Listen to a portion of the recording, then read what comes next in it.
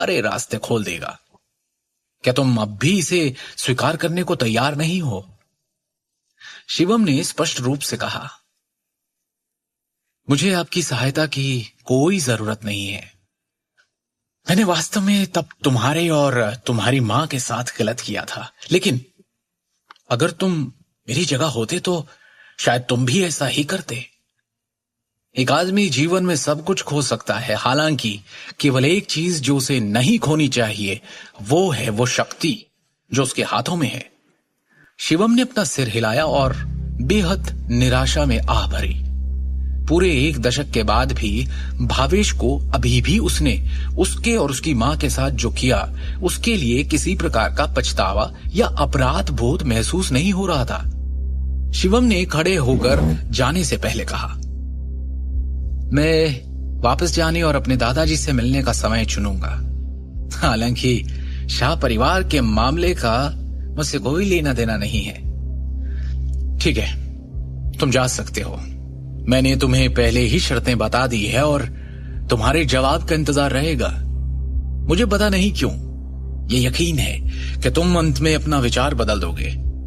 हाँ, आपने जो कहना है या करना है वो कीजिए। नोएडा सिटी, पूर्वी जिला, रायजादा ग्रुप बिल्डिंग। इमारत के प्रवेश द्वार पर पहुंचकर शिवम गेस्ट हॉल में चलने के लिए आगे बढ़ा। सर, क्या मैं पूछ सकती हूं आप किसे ढूंढ रहे हैं? रिसेप्शनिस्ट ने विनम्रता से पूछा। मैं आपके डायरेक्टर नितिन रायजादा से मिलने आया हूं, शिवम ने शांति से कहा। आप डायरेक्टर रायजादा से मिलने आए हैं? क्या आपके पास अपॉइंटमेंट है? उस रिसेप्शनिस्ट ने फिर पूछा। कैजुअल स्ट्रीट वियर टाइप के कपड़े पहने शिवम किसी ऐसे व्यक्ति की तरह नहीं दिख रहा था जिसके पास डायरेक्टर नितिन रायजादा जैसे बड़े आदमी से बात करने की योग्यता भी हो। मिलना तो दूर की बात थी। आप उन्हें सिर्फ मेरा एक मैसेज दे दीजिए और जैसा मैं कह रहा हूं बिल्कुल आप वैसा ही उनसे कहिए। उन्हें बताइए कि मैं चेतन आनंद रायजादा का दोस्त हूं। ठीक है, आप प्लीज कुछ देर वेट कीजिए। भवन के दूसरी ओर डायरेक्टर के ऑफिस में एक असाधारण स्वभाव वाला एक मध्यम आयु वर्ग का व्यक्ति कुछ डॉक्यूमेंट्स और फाइल्स की जांच कर रहा था। कम इन। अनुमति मिलने के बाद एक युवा पुरुष सेक्रेटरी ऑफिस के अंदर आया और उसने नर्म तरीके से सम्मानपूर्वक कहा, डायरेक्टर सर, फ्रंट डेस्क से मैसेज आया है कि कोई आपको ढूंढ रहा है। Front desk? दिन के इस वक्त मेरा कोई अपॉइंटमेंट नहीं है ना?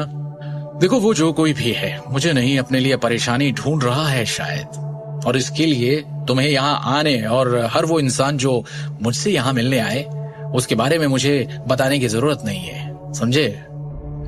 सर वो एक्चुअली, सेक्रेटरी थोड़ा सा हिचकिचाया और फिर उसने कहा, सर उस आदमी ने आपको एक मैसेज देने के लिए कहा है।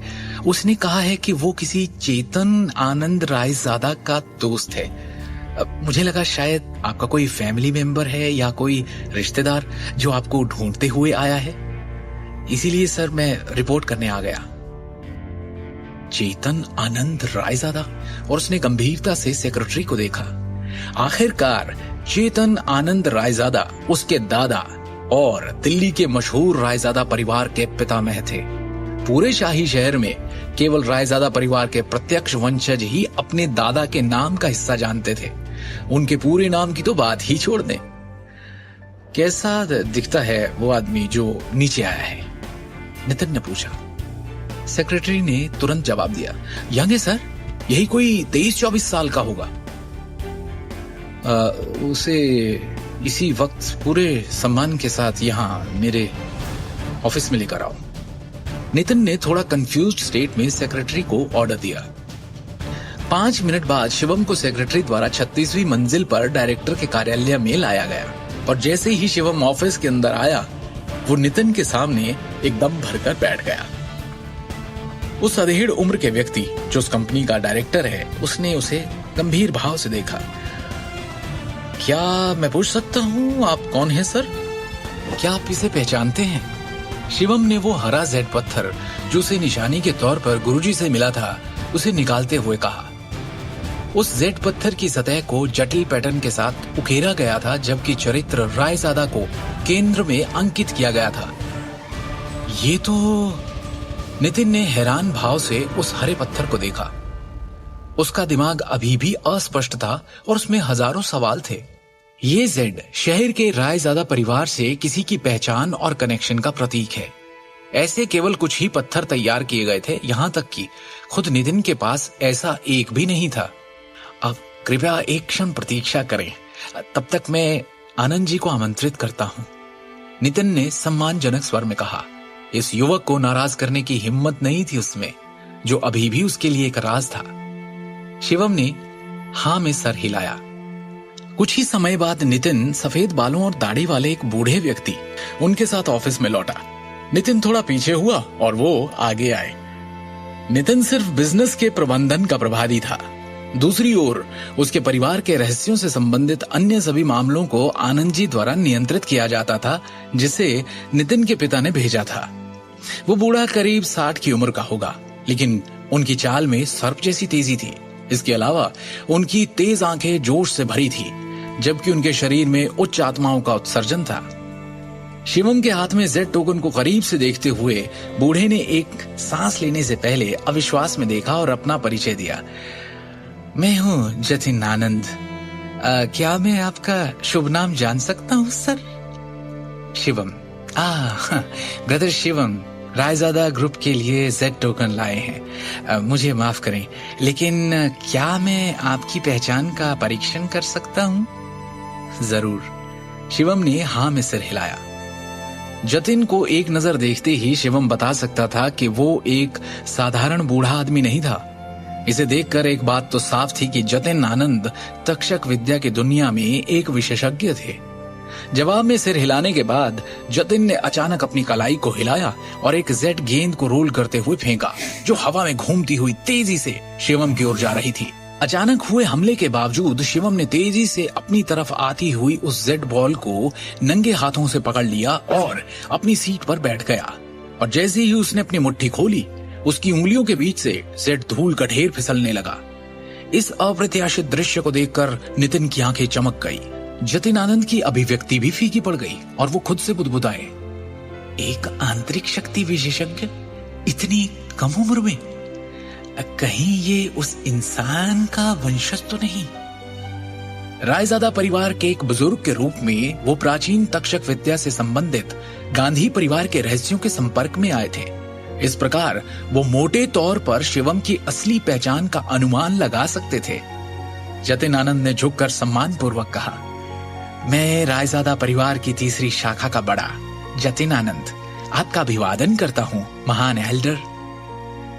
नितिन रायजादा ग्रेट एल्डर का अभिवादन करता है, नितिन ने गंभीर स्वर में कहा। शिवम के हाथ में जेड टोकन रायजादा परिवार के महान बुजुर्ग की पहचान का प्रतिनिधित्व करता है। रायजादा परिवार के नियम बेहद सख्त थे और किसी को भी उनका अपमान करने की अनुमति नहीं थी। अपनी पहचान स्वीकार किए जाने के बाद शिवम ने थोड़ा सिर हिलाया। द ग्रेट एल्डर इस बार ईस्ट ब्रांच ग्रुप में आए हैं। क्या मैं आपके लिए कुछ कर सकता हूं? जतिन ने गंभीरता से पूछा और उनके इस सवाल पर शिवम के अंदर हजारों बातों का तूफान सा उठ पड़ा। शिवम को पता है कि वो रायजादा ग्रुप के ऑफिस में क्यों आया है, उसे उनसे क्या मांगना है, पर इससे पहले कि वो अपनी बात कहता, उसका फोन बज उठता है। शिवम, फौरन मेट्रो सिटी हॉस्पिटल पहुंचो। मैंने तुम्हारे और दृष्टि के तलाक के कागजात बनवा लिए हैं। अभी के अभी आकर उन पर साइन करो। फोन की दूसरी ओर से दृष्टि की माँ सिमी ने चीखते हुए कहा, आप हॉस्पिटल में क्यों हैं? क्या चल रहा है मम्मी जी? शिवम ने गंभीरता से पूछा। दृष्टि के पापा फैक्ट्री में थे जब करण अचानक फैक्ट्री खरीदने आ गया। वहां कुछ ऐसा हुआ कि ये घायल हो गए। हॉस्पिटल में एडमिट करना पड़ा। करण और दृष्टि में भी बहस हुई और दृष्टि बेहोश हो गई। करण अब भी गुस्से में है। कर्ज के भुगतान के लिए जबरदस्ती हमारा घर बेचने पर तुला है।